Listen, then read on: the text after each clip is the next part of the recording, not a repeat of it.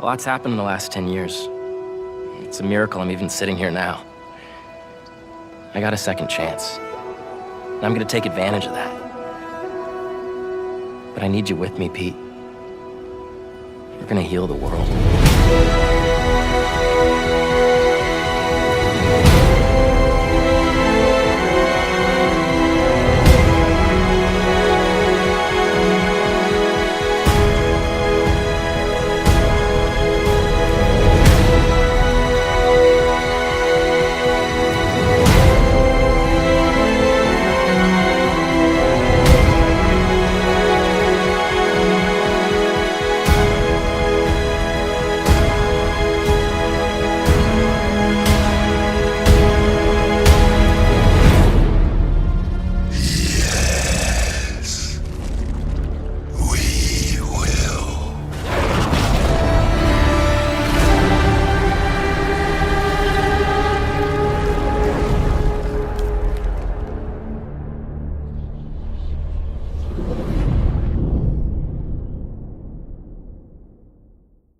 To begin this review by quoting the one and only Yuri Lowenthal himself, is that during the development process of Marvel's Spider-Man 2, we talked a lot about addiction when it came to the symbiote and to Venom, and the patterns and the behaviors of somebody who is addicted to something that is bigger than them, that is more powerful than they are. Addiction is terrifying. Someone close to me was an addict. It was sometimes really weird keying into it, and starting to recognize things, like I had breakthrough moments when we were doing it because I'm like, I never understood this when it was happening, when he was doing it, and now I see. So it was a weird process in that respect, but I think it was the right comparison to make. At the beginning, when Pete first gets the suit, it's the best thing in the world. He's jazzed. I've got all these new powers. I can be a better Spider-Man. It's a win-win. I'm the greatest. This is the best thing that's ever happened to me, which is how drugs are that first time. And then it starts to take its toll. That shiny new energy wears off. You're more a slave to what it does to you than in control of it. Pete, I really need that suit back. Dad's working on a new cure, but I don't know. Bring it back, please. I wonder if Harry really needs the suit. I mean, if I keep it, the city's a better place. Everyone benefits. Everybody wins when Spider-Man's at his best, right? Throughout my entire life of being a fan of Spider-Man and the character's over 60-year-long history, the Black Suit Spider-Man storyline as a whole has always been my personal favorite narrative arc for the character. Not only because of the incredibly impactful analogy that Yuri Lowenthal discussed, but also because of what the symbiote can do to Peter by bringing him to his absolute lowest point, as well as how drastically that corruption can negatively affect those that are closest to him. One of the biggest themes that is layered throughout the entirety of this game is the concept of addiction, and the journeys that our two separate Spider-Man go on throughout this game is one that I will genuinely never forget. It's been over 1 full week since Marvel's Spider-Man 2 released worldwide on October 20th, and since then, not only have I been able to completely acquire the Platinum trophy for the game, but I've also been able to fully play through the entirety of Marvel's Spider-Man 2 to 100% completion 2 separate times. We have waited 5 long years to experience this game all the way back when Spider-Man PS4 originally released in 2018. But the biggest question remains, did Marvel's Spider-Man 2 live up to the hype? Well everyone, we're about to find out together. I'm so getting fired.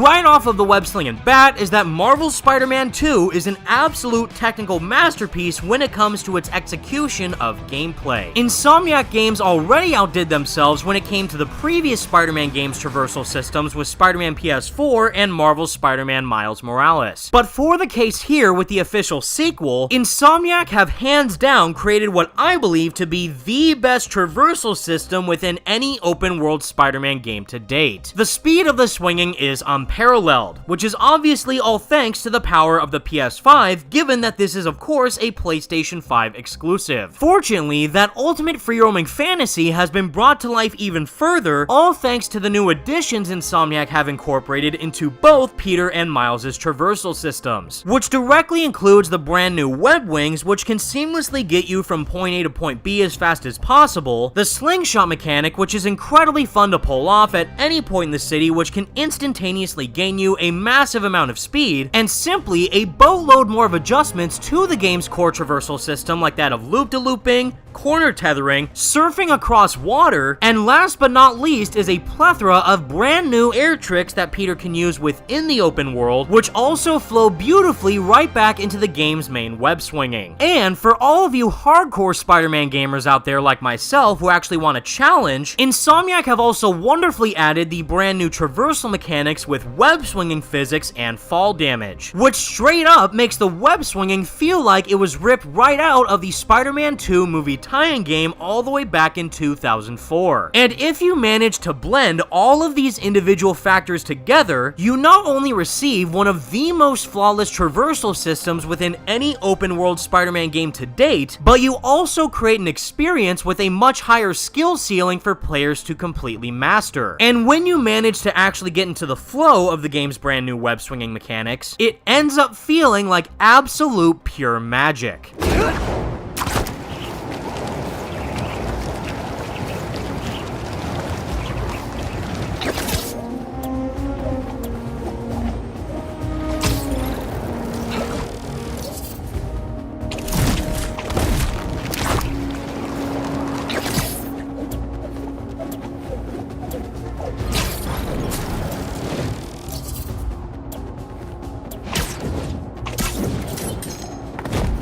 This is also in thanks to the drop-dead gorgeous environments that Insomniac have crafted for Marvel's New York, where besides giving the main island of Manhattan a brand new visual overhaul in comparison to the previous games, Insomniac have also incorporated both of Peter and Miles' hometowns of Queens and Brooklyn. Not only are each of these islands vividly detailed and unique in their own respective ways, but they also end up making Marvel's New York feel even more alive. As someone who's actually traveled to New York for myself, I can safely say that New York has never looked more realistic within a video game than it does here. There are far more pedestrians and cars packed within the city streets, which sincerely makes everyone within the Big Apple feel even more authentic. Especially if you're swinging around in the 60 FPS performance mode, then you're going to have a totally surreal experience when exploring the city from top to bottom. Or as Brian Intihar says, it's gonna look white shit hot awesome. In fact, one of my absolute favorite missions within the game is a straight up magical tour ride of New York City with Black Cat. It's also really cool to see just how much tech Insomniac have incorporated from their previous PlayStation 5 exclusive with Ratchet & Clank Rift Apart, because being able to seamlessly transport from one end of the city to the next, or even going to a completely different part of the earth entirely, really goes to show just how much Marvel's Spider-Man 2 was built for next gen only.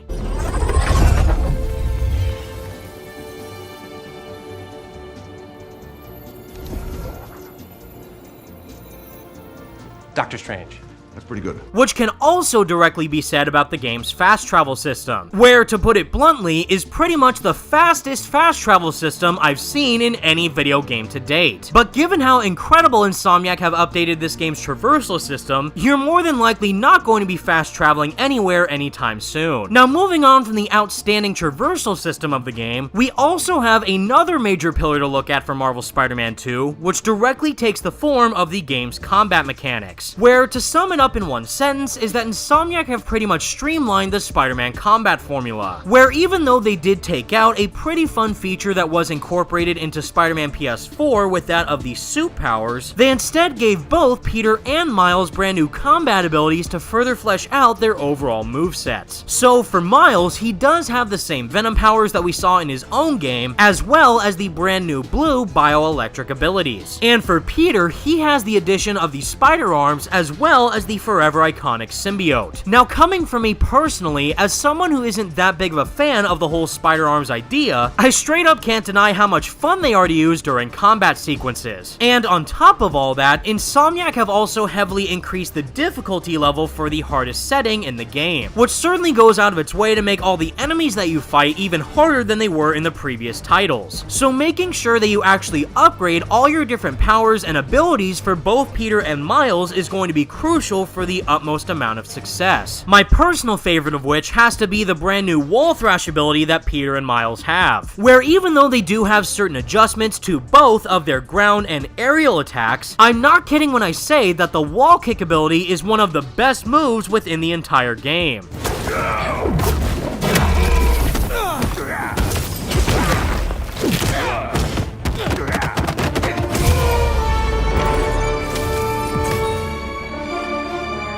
See you, chump.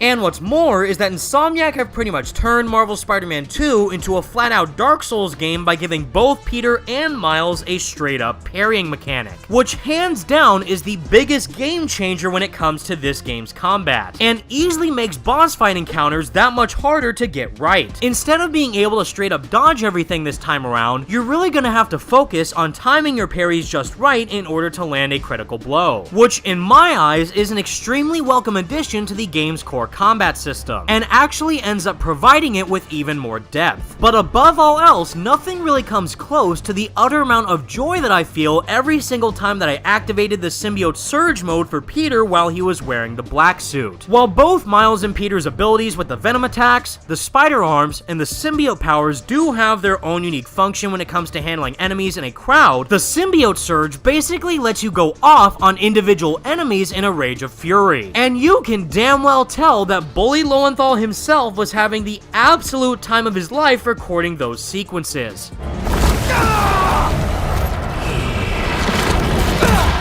Oh, this feels good. Get your balls speak better aim.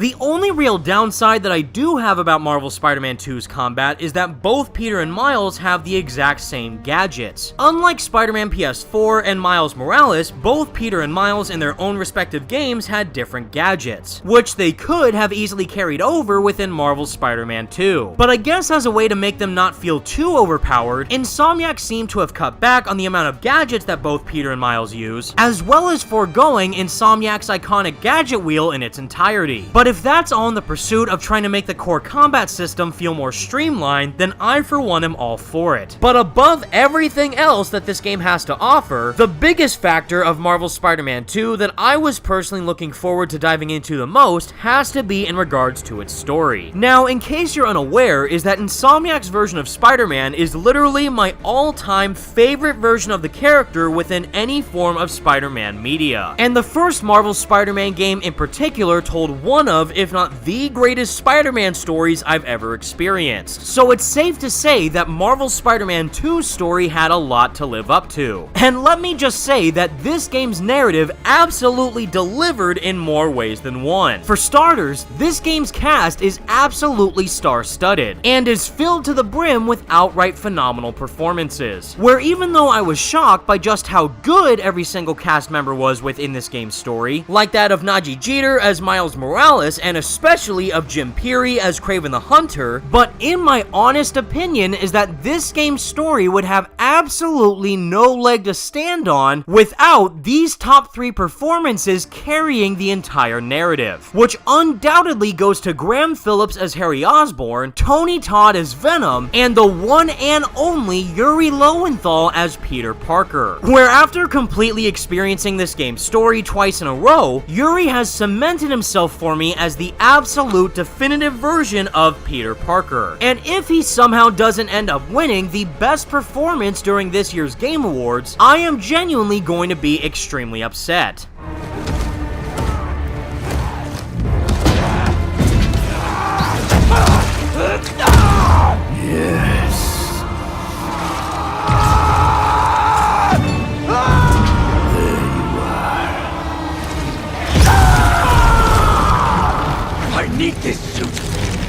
be a better Spider-Man. You just want it for yourself. All I wanted was to save everyone. MJ, May. Now this city thinks that I'm the problem. You think I'm the problem? But I'm not anymore. I'm the solution.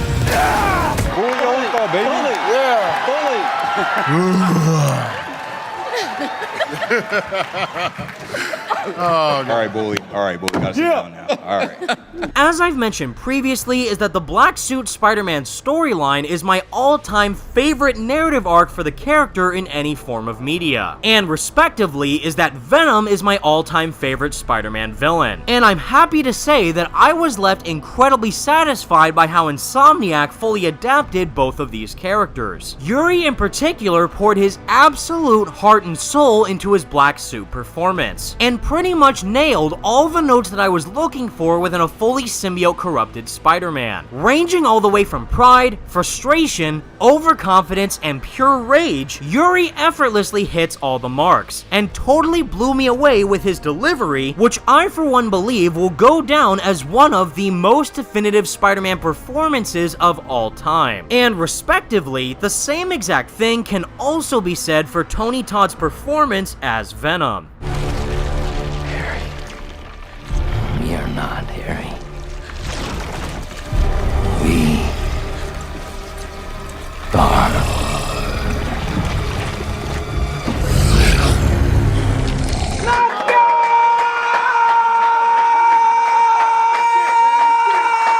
From my personal perspective is that I've always viewed Venom and Spider-Man as two sides of the same coin. But even more importantly is that Venom is essentially Spider-Man's greatest failure, considering that with great power there must also come great responsibility. But when Spider-Man is fueled with too much power thanks to the symbiote, it ends up directly corrupting him from a moral level. So when that rejected symbiote ends up bonding to another individual who has also been completely scorned by both Spider-Man and Peter Parker respectively, it ends up manifesting a monster of Peter's own creation, which is exactly what we get here in Marvel's Spider-Man 2, where the host of Venom is none other than Harry Osborn. And yes, while I know that all you diehard Eddie Brock fans out there might be hurting on the inside given the reality of the situation, which, just to clarify, is that I'm also a massive Eddie Brock Venom fan myself, it's pretty darn clear to see at this point that Insomniac wanted to do something vastly different with the Venom storyline in comparison to what we have seen before. But at the same time is that Insomniac obviously did their research and made sure to pay homage to all the other interpretations of Venom that we have seen before, and ultimately ended up creating a version of Venom that pays tribute to the character's entire history. For example, we do see Harry sporting what looks to be an Agent Venom costume design earlier on in the game instead of Flash Thompson. And on the flip side, one of the symbiote's most prominent weaknesses of fire is actually not a weakness for the symbiote within this game. So basically, is this the absolute definitive version of Venom? For me personally, I would say no. But that isn't to say that this is still an absolutely incredible version of the character nonetheless. And given that Insomniac still managed to include all the core traits as to what I believe Venom as a character to embody, this particular interpretation of the character is going to be sticking with me for quite some time. And of course, when we're actually able to witness the birth of Venom in all of his glory, we as the player are able to experience it in the best possible way imaginable. And when I tell you that I got to this section for myself, I was straight up screaming to the absolute top of my lungs.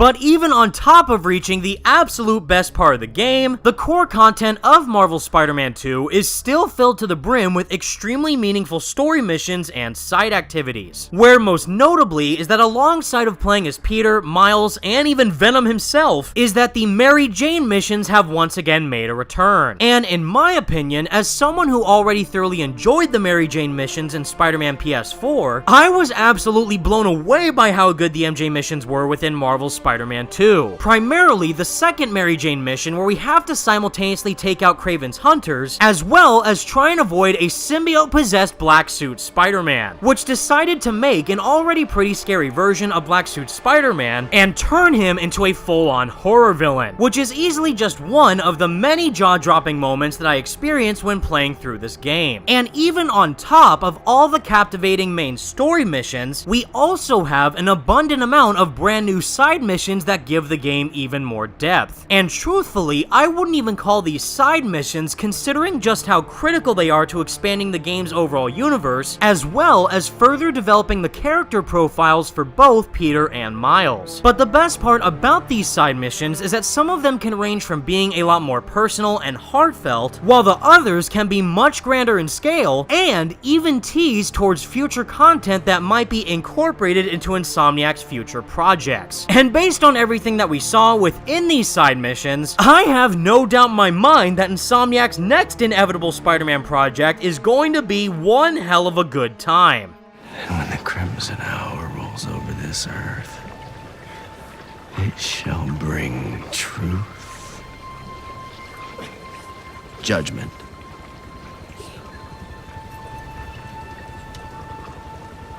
and carnage. Think of the damage we can do now, man! Now, even after acknowledging all the massive highs that Marvel's Spider-Man 2 was able to reach, that doesn't mean that the game still has quite a few lows. Where if you were someone going into this game and thinking that we were going to get a complete 180 reinvention from Insomniac with their own Spider-Man formula, then you were most sadly mistaken. If anything, even though Marvel's Spider-Man 2 doesn't necessarily reinvent the wheel when it comes to its core gameplay design, it still is quite a massive leap forward when compared to Insomniac's previous Spider-Man installments. And for the case of this game's main story, even though I did thoroughly love all the sections with Peter and his conflict with the Black Suit, as well as the game's third act pretty much turning into Web of Shadows 2.0, I do think that the game's co-lead of Miles Morales and his overall story arc was shafted just a little bit in comparison to Peter, which might make sense considering that Marvel's Spider-Man 2 is the official sequel to Spider-Man PS4 in 2018 instead of Miles Morales' own game, but Miles as a character, and especially as his own Spider-Man, is just as important as Peter's own story, which may have something to do with potential pacing issues within the story, but even with all that in mind, everything that we were able to experience within this game's core campaign is nothing short of being absolute greatness.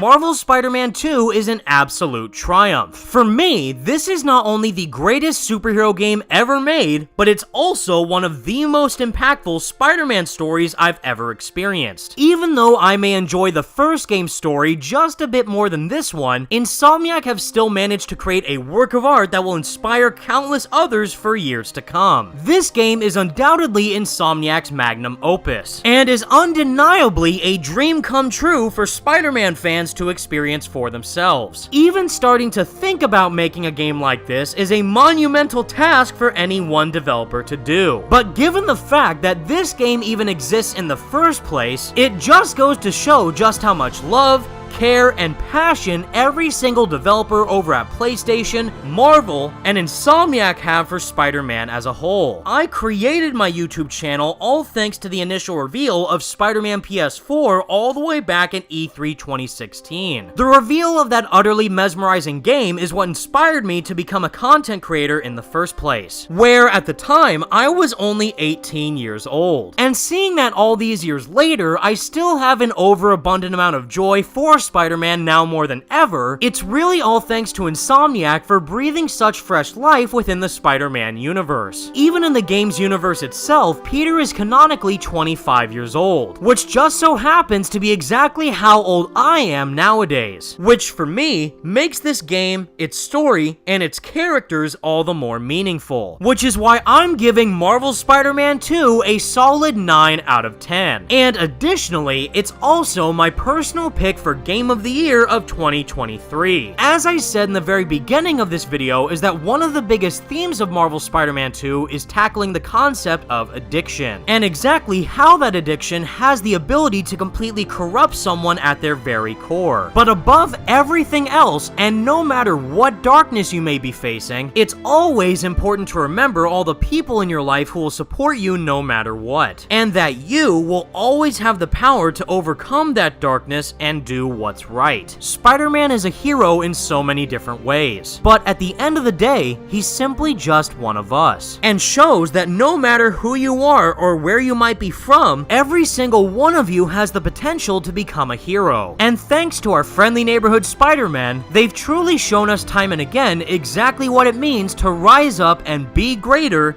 together.